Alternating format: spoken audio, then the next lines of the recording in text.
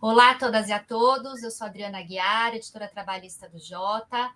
Nós estamos dando seguimento à gravação da série Vozes nos TRTs, onde nós estamos ouvindo desembargadores e desembargadoras, presidentes dos tribunais regionais do trabalho, responsáveis pela primeira e segunda instância.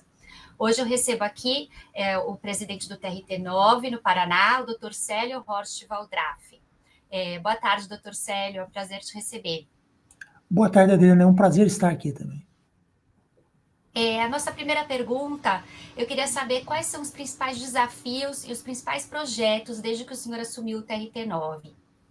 Uma questão importante é a de manter o entusiasmo de toda a comunidade jurídico-trabalhista paranaense em relação à conciliação. O TRT 9 é o tribunal que mais concilia no país. Para que você tenha uma ideia, nós conciliamos 55% dos nossos processos. E é importante manter essa conquista, renová-la a cada ano para garantir os resultados da conciliação, particularmente em termos da melhora dos prazos do andamento das ações. Outra questão relevante é a de gerir o estresse decorrente da política de metas do CNJ, do Conselho Nacional de Justiça, e do CSJT, o Conselho Superior da Justiça do Trabalho. Esse tipo de política gera impactos psicológicos muito fortes sobre os destinatários dessa política, especificamente juízes e servidores. E é preciso garantir boas condições de trabalho a par de resultados adequados à luz dessas metas. E, por fim, eu queria destacar também o desafio que decorre do entendimento do Supremo Tribunal Federal a respeito da pejotização. Esse é um assunto delicado e que impõe muito cuidado de toda a comunidade jurídica em termos de reflexão a respeito das consequências deste entendimento, especialmente no que toca ao tema da sustentabilidade de todo o sistema do ponto de vista tanto econômico quanto social. Perfeito, vamos falar mais para frente um pouco mais sobre pejotização. Queria saber um pouco sobre o perfil do TRT 9, se existem demandas mais comuns, quais são os pedidos mais comuns, se existem setores mais demandados, se existe um porte de empresa mais comum, maior, menor, enfim, que o senhor desse um pouco o perfil dessas empresas. Há duas grandes áreas de destaque em relação às demandas que as ações trabalhistas persistem aqui no estado do Paraná. Eu diria que o setor de serviços é o grande setor que tem a maioria das ações trabalhistas aqui no estado do Paraná.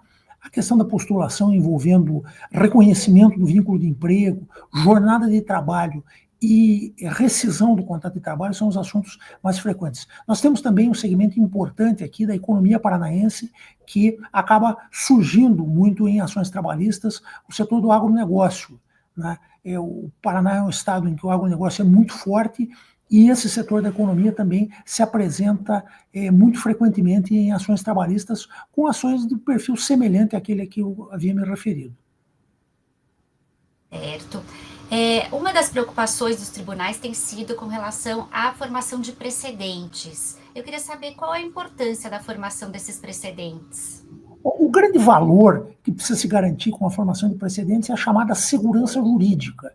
Esse é um valor constitucionalmente assegurado a todos os cidadãos. A decisão judicial deve ser isonômica, os casos iguais devem ser decididos de maneira igual, né? E isso garante previsibilidade para a organização dos negócios, para a organização da vida das pessoas e garante harmonia social. E é uma questão, de fato, que gera muita preocupação na atuação dos tribunais hoje em dia. E com relação ao TRT 9 especificamente, quantos IRDRs têm afetados? Quais desses repetitivos estão pendentes de julgamento? Se existe previsão para que eles sejam julgados? Nós temos 3 IRDRs e 1 IAC, com previsão de julgamento até julho desse ano. Além disso, certamente, novos temas serão afetados para esse tipo de julgamento. Eu queria destacar, então, o IRDR que envolve o tema 18, que trata da extensão das prerrogativas processuais da Fazenda Pública à EBSERV, é uma empresa de prestação de serviços hospitalares, e envolve a matéria do recolhimento de custas e depósito recursal. O tema 19 trata dos benefícios assegurados nos termos aditivos aos acordos coletivos de trabalho de categoria que substituiu a suplementação salarial definida em uma ação coletiva para a acumulação das funções de motorista e de cobrador, ou se isso se constitui uma vantagem complementar a esta. Temos o tema 20, que é a revisão da tese prevalente número 6, a propósito do regime de 12 horas de trabalho por 36 de descanso. Se isso implica, eventualmente, em elastecimento habitual da jornada de trabalho, quais as consequências de uma eventual nulidade que venha a ser reconhecida. E o IAC, o tema 15, que envolve a competência para julgamento de ação revisional de indenização por danos materiais decorrentes de acidente de trabalho ou de doença profissional. São esses os temas que estão aí chamando a atenção aqui no Tribunal Regional do Trabalho do Paraná. E todos esses devem ser julgados até julho? Agora, isso, até julho é a nossa intenção que eles sejam resolvidos até o mês de julho, agora. Perfeito. Além da uniformização de entendimentos, a Justiça do Trabalho tem investido em acordos. O TRT9 o que tem feito com relação a isso? O senhor já abriu falando um pouco sobre isso, eu queria que o senhor falasse um pouco mais. Nós temos uma preocupação muito intensa com o funcionamento dos CEJUSCs, os Centros Judiciais de Solução de Conflitos, que são órgãos que foram criados pela legislação e que existem aqui no Tribunal Regional do Trabalho do Paraná. A partir de uma recente alteração de resolução que trata da matéria, agora o Estado do Paraná inteiro está abrangido pela competência desses CEJUSCs, de maneira que a parte que tenha interesse que sua ação seja alvo de uma conciliação pode pedir o encaminhamento do processo para um desses centros. Nós temos celebrado acordos interinstitucionais com diversos órgãos para a celebração de conciliações. Temos a União Federal, por intermédio da Procuradoria Regional da União, da 4ª Região, e a Procuradoria Federal do Estado do Paraná, a Caixa Econômica Federal e o Banco do Brasil. E estamos em tratativas com o Banco Bradesco e vamos renovar um termo de cooperação com a Petrobras, que saiu de vigência, saiu de validade muito recentemente, mas que nós pretendemos revigorar. Legal, está entre as prioridades, né, do TRT da Nona. Sem dúvida nenhuma, é uma prioridade fundamental para qualquer órgão jurisdicional, e aqui no Paraná não é diferente. Como eu disse, nós somos o tribunal que mais concilia no Brasil, o Tribunal do Trabalho que mais concilia no Brasil. E, dado esse índice, nós percebemos a importância, o impacto que isso causa nas ações especificamente. Cada acordo significa mais tempo para dedicar a outras ações mais complexas. Perfeito. Um dos problemas enfrentados pela justiça em geral, e que também tem ocorrido com frequência na Justiça do Trabalho, é a litigância predatória. Queria saber como o TRT tem encarado esse problema.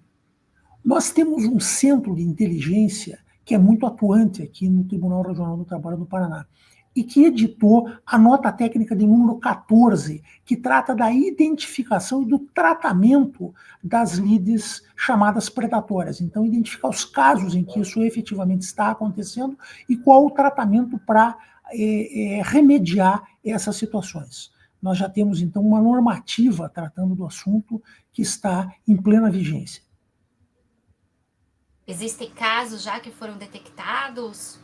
Não, por enquanto não. Ela é de uma vigência recente, nós ainda estamos na fase de investigação em relação a casos que estão sendo examinados. As transformações impostas pela tecnologia já geraram novas formas e modalidades de trabalho. Queria saber qual o papel da magistratura diante desses desafios. Se a CLT já dá conta desse cenário ainda, e se ela é suficiente para tratar desse novo mundo do trabalho, como a uberização e a pejotização. Veja, embora a CLT seja uma legislação de início do século XX, ela ainda consegue oferecer soluções para boa parte dos casos. Evidentemente, seria importante que o Poder Legislativo, o Parlamento, o Congresso Nacional comparecesse regulando essas novas formas de manifestação, porque a solução jurisdicional deve ser uma solução suplementar, apenas naquelas situações em que, de fato, não era possível que o legislador fizesse a previsão dos casos em exame. Esse é um assunto também extremamente importante e muito contemporâneo para a realidade trabalhista e que é preciso, de fato, encontrar novas formas de regulação. O juiz precisa estar adaptado a essas demandas que são contemporâneas. Enquanto não existe uma legislação específica, tem que se aplicar o que cabe da CLT, né, esses casos. É necessário fazer a adaptação da CLT a essa realidade. Passar do velho modelo do contrato de emprego, da CLT, para essas formas mais modernas de prestação de serviços que se valem particularmente da tecnologia. Então, é importante verificar, à luz da legislação existente, o que deve prevalecer aí em termos de entendimento. Certo. E com relação à reforma trabalhista, queria saber a sua opinião, se ela conseguiu atualizar a CLT nos pontos que eram necessários. Na minha opinião, não. A reforma trabalhista foi feita pensando, olhando para trás, ela olhou para o espelho retrovisor, apenas para os casos que tratam da velha CLT, né? O velho contrato de emprego previsto na CLT. E deveria já havia naquele tempo, em 2017, já havia a realidade das novas formas de prestação de serviço, especialmente através das plataformas. E isso deveria ter sido regulamentado na reforma trabalhista, que infelizmente acabou não acontecendo. Então, nós estamos ainda aguardando o pronunciamento, a manifestação do legislador a respeito deste assunto, que deve aí sim resolver todas as pendências. Vamos passar, então, insisto, deste modelo de CLT para um modelo mais contemporâneo que reconheça e que regule essas novas formas de prestação de serviço, em especial o trabalho plataformizado. Certo. Queria saber um pouco sobre a sua visão sobre esse embate existente entre o Supremo Tribunal Federal e a Justiça do Trabalho. O ministro Gilmar Mendes suspendeu todas as ações que tratam de pejotização de trabalho autônomo. Eles devem julgar em repercussão geral. Antes disso, haviam muitas reclamações chegando no Supremo, dizendo que a Justiça do Trabalho não estava cumprindo precedentes sobre terceirização nesses casos de pejotização. Queria um pouco que o senhor falasse sobre isso. Eu tenho duas observações a fazer. A primeira delas é de que, na verdade, a Justiça do Trabalho tem cumprido a jurisprudência do Supremo em relação a essa matéria. A questão é que, eventualmente, há algumas dúvidas ainda a respeito do próprio entendimento do Supremo, que não é 100% claro em relação a essa matéria. Em que casos, especificamente, em que condições a pejotização deve ser considerada válida.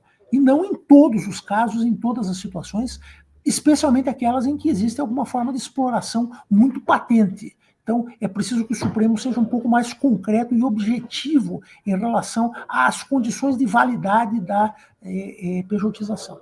E o segundo aspecto envolve uma preocupação cuja palavra-chave é a sustentabilidade.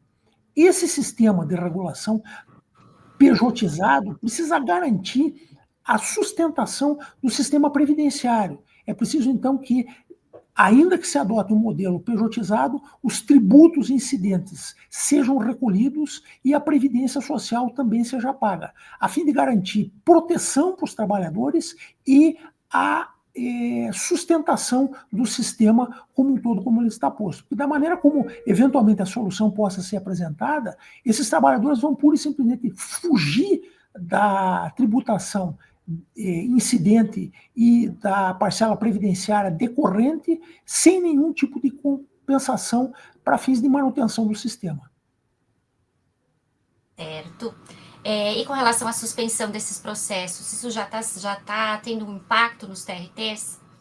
De fato, existe um contingente muito grande de processos que estão paralisados em decorrência dessa suspensão. Então, isso é motivo de grande preocupação, porque é importante que o Supremo resolva essa questão de em que condições a pejotização é válida para que os processos voltem a ser julgados no seu curso natural. Com relação à competência da Justiça do Trabalho, que também é um dos pontos que devem ser discutidos nesse julgamento, o que o senhor acha disso? Qual a sua opinião? Eu acho que o fundamental é garantir a competência da Justiça do Trabalho para julgar esses processos. É a Justiça do Trabalho, é o juiz do trabalho que tem vocação para decidir essas ações. Né? Ele que tem a sensibilidade social, tem a formação necessária para identificar quais são os casos em que se pode eventualmente admitir a pejotização e em que casos há fraude, em que situações existe vício de consentimento e que essa pejotização não pode sobreviver. Certo. Por fim, nossa última pergunta. Eu queria saber qual é o legado que o senhor gostaria de deixar para o TRT nono, da nona região, até o fim da sua gestão. Eu gostaria de destacar dois aspectos. Primeiro, um investimento muito forte que temos feito em tecnologia por intermédio da nossa Secretaria-Geral de Tecnologia da Informação.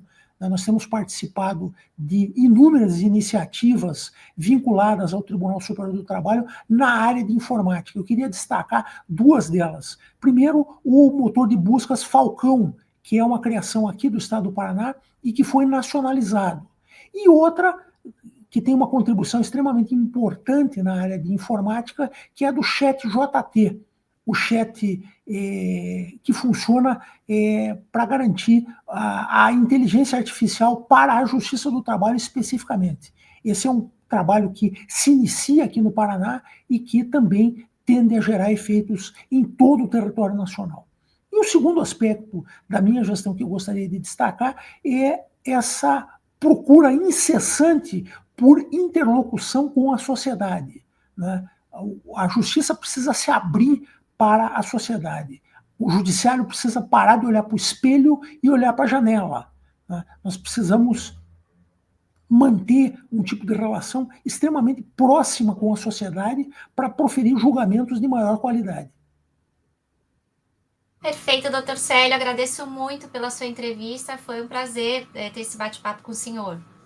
Obrigado, Adriana. Eu é que agradeço. Foi uma oportunidade extraordinária aqui de refletir a respeito de todas as questões que preocupam a Justiça do Trabalho.